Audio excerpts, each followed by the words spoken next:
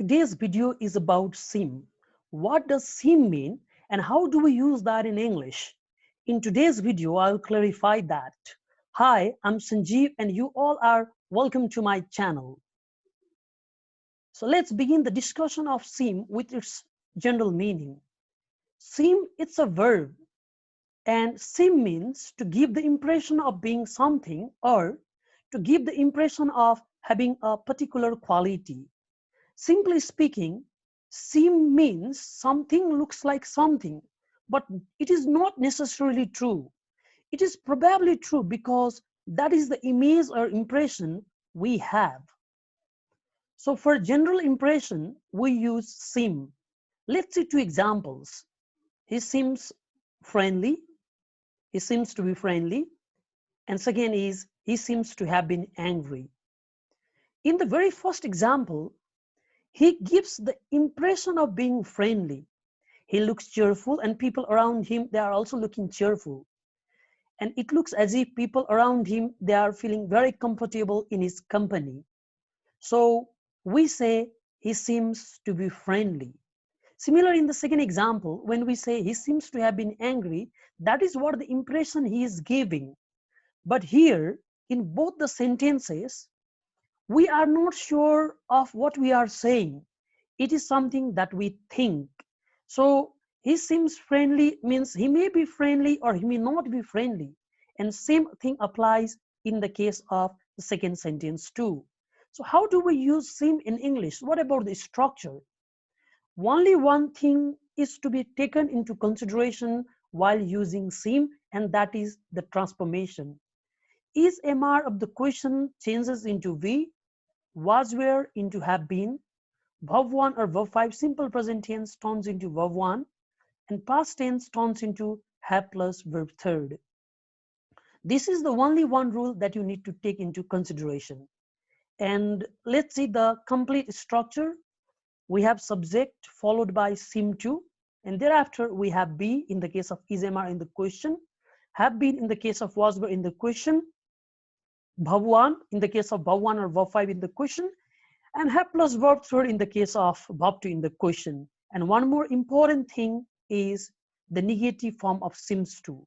The negative form of seems to is does not seem to.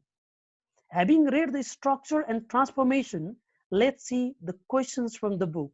And these are the important questions from the perspective of examinations, as they are frequently asked questions in examination, and the instruction says to convert them, to change them into seem. Number 1, he is very friendly. So just change is into be, he seems to be friendly. One thing I would like to clarify here, friendly is adjective. So you also can simply say he seems friendly without saying to be also, that's correct. Okay, but for convenience, I'm just going with seems to in all the questions. Number B, he is not very rich, negative. He does not seem to be very rich, or simply he does not seem very rich since rich is adjective. Number C, he is happily married. Convert is into be and the answer is he seems to be happily married. Number D, he is some kind of businessman. Is very simple again. He seems to be some kind of businessman. He does not spend much time out of doors. It is negative. Spend is verb 1, so keep verb 1 as verb 1 and use does not seem to. He does not seem to spend much time out of doors. Number F, he watches television a lot. That's verb 5. Convert it into verb 1. He seems to watch television a lot. And finally, he has lived a very interesting life. Answer is he seems to have lived a very interesting life. Little bit more complex question than that is this one, which you can see on the screen, which says, here are some things you have noticed about Mr. Harvey. What do they suggest to you about him? Talk about him using seem. It means students are expected to convey their general impression of Mr. Harvey using seem on the basis of the clues given in the question. Like number 1, he never stops to talk to you if you have got your dog with you. That means the day if you are without your dog, he stops and talks to you.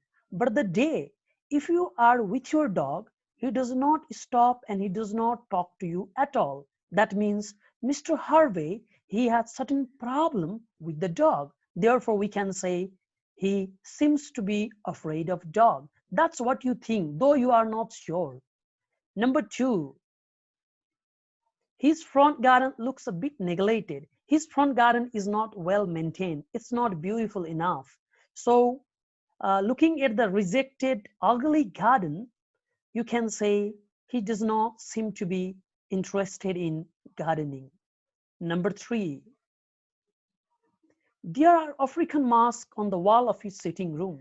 So as you visit his house, then you find that the wall of his house is decorated with African masks. Looks like his hobby, doesn't it? So we can simply say he seems to love collecting African masks. The very verb love indicates his hobby. Number four, the postman always delivers a lot of letters with foreign stamps to his house. Here, the important keywords are letters and foreign stamps. So letters are not normal. Letters carry foreign stamps on them.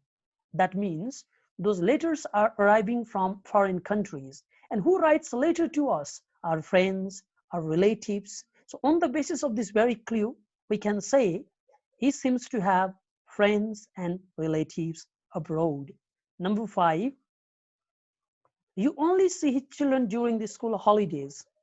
Other time when school is on, his house is lonely. You can't see his children.